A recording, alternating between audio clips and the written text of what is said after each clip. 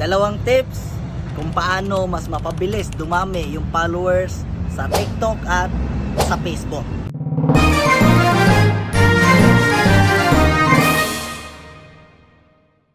Hi guys, this is Dindo Pable. So ngayon, bibigyan ko kayo ng tips. Paano nga ba bibilis dadami yung followers natin sa Facebook at sa TikTok, no?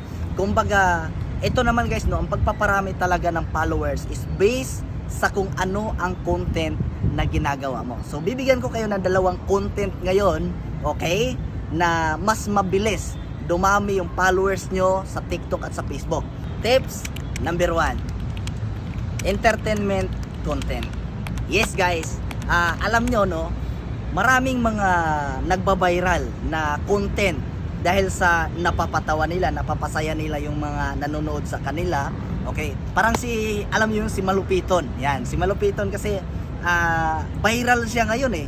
Bakit? Kasi po, yung mga content na ginagawa niya, yung mga nanonood sa kanya is nai-entertain.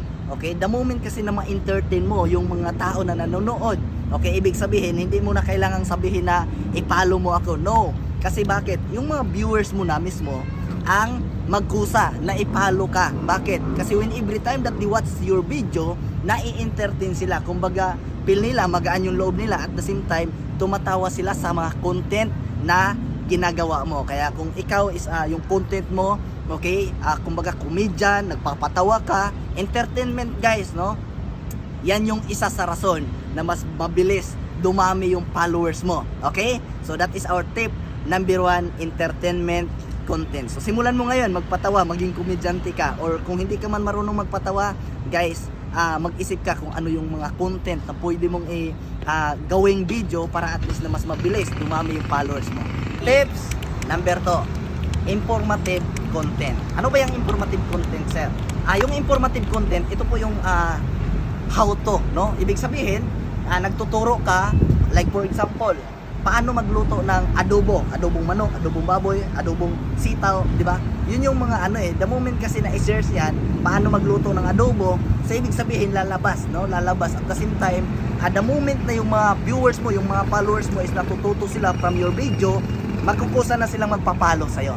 Okay? Parang karamihan, di ba? Nagtuturo, paano kikita sa Facebook.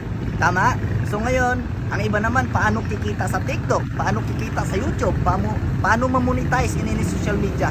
So ibig sabihin, nagbibigay sila ng mga informasyon, okay? At doon, guys, natuto sila, okay? Yung mga nanonood natuto, okay? At gusto pa nilang matuto sa'yo, and that is the reason why they follow you, okay? Ibig sabihin, magpapalo sila, ilalike at i-share nila yung video, yung content mo, dahil informative content yung mga ina-upload mo sa kahit anong social media, mapa-TikTok, ma-Facebook, ma-YouTube. Okay? So guys, yung tips na yan, yung dalawang tips na yan na binigay ko sa inyo, napakaganda niyan, napakabilis dumami yung followers, yung subscribers nyo sa kahit anong social media. Okay? And siyempre, okay, ulit-ulitin nyo lang yan, yung dalawa na content, informative content at entertainment content. Guys, dyan dadami yung followers nyo.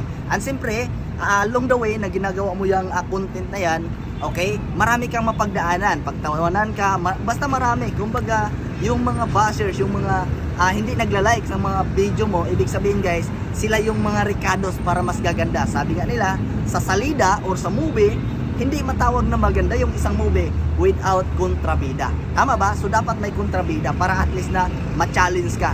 Okay? Pero pinakatip ko lang sa inyo, habang gumagawa kayo ng video, nagpapamonetize kayo, nagpaparami kayo ng viewers, okay? Never ever give up. And with that guys, kung natututo ka sa video na to, don't forget to like this video and share. Okay, comment mo na din kung natututo ka at the same time, no? Don't forget to follow me for more information, for more tips na ibibigay ko dito. Again, this is Dindo Pable and see you soon.